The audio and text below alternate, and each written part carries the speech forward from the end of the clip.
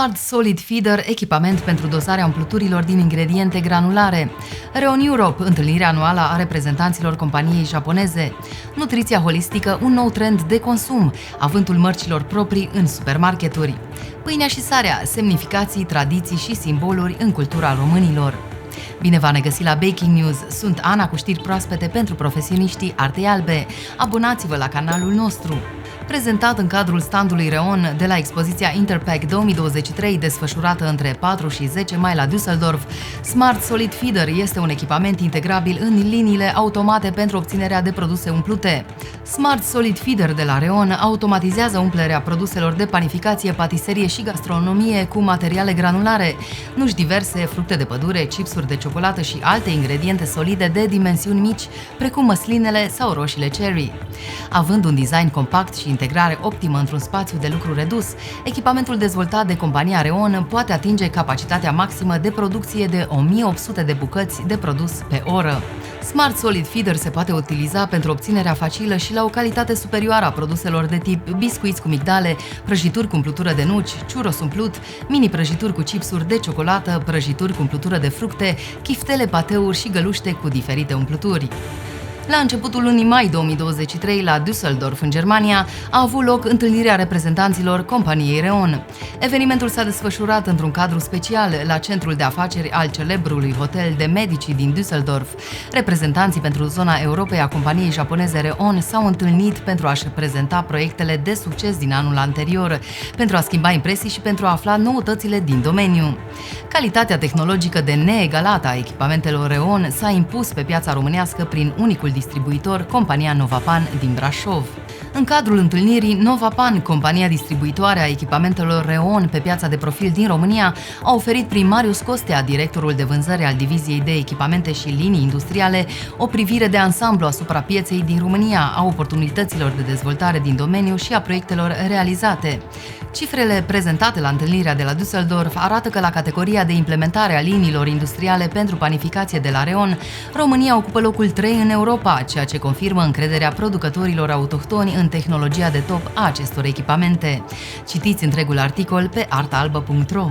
Dacă până nu de mult consumatorul își dorea pur și simplu produse sănătoase, din ingrediente naturale și cu cât mai puțini aditivi, acum se îndreaptă mai mult către o abordare holistică în ceea ce privește nutriția. Potrivit unui studiu realizat de platforma TasteWise, produsele alese vor urmări armonia și echilibrul, devenind important individul în sine cu particularitățile și cu nevoile sale. Analiza celor de la TasteWise arată că, în momentul de față, consumatorul vorbește mai puțin despre sănătate în general și se concentrează pe aspecte punctate precum starea de bine, detoxifierea, curățarea, fără carbohidrați sau fără gluten.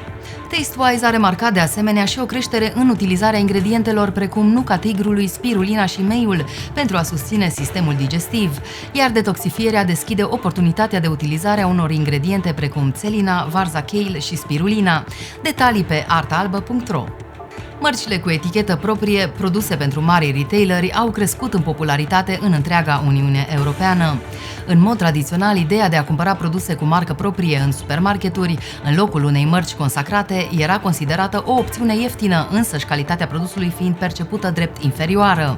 În prezent, datorită unei serii de factori, de la marketing la criza costului vieții, comercianții cu amănuntul din supermarketuri, dar și consumatorii, au schimbat paradigma, recunoscând din ce în ce mai mult valoarea acestor produse.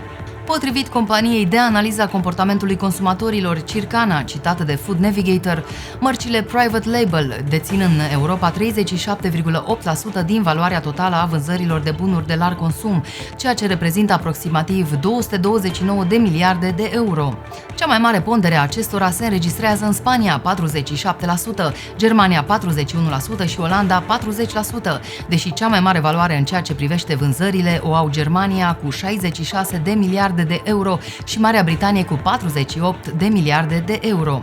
Mai multe pe artaalbă.ro. Românii și-au primit dintotdeauna oaspeții cu pâine și cu sare.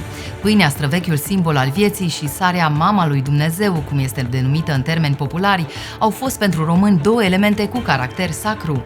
Legenda spune că simbolul alăturării pâinii cu sarea este vechi de când Biblia și care reprezenta ivirea pământului de sub apele sărate, pământ care mai apoi a rodit pentru oameni. De aceea, Darul cel mai de preț oferit în semn de pace și prietenie oaspeților este pâinea rotundă și sarea. Amănunte pe site-ul artaalbă.ro, sursa de informare pentru brutari, patiseri, cofetari, ciocolatieri și gelatieri, de unde au fost preluate toate știrile ediției. Nu uitați să vă abonați la canalul nostru. Doamnelor și domnilor, să aveți o săptămână plină de artă albă. Sunt Ana și ne revedem săptămâna viitoare la Baking News.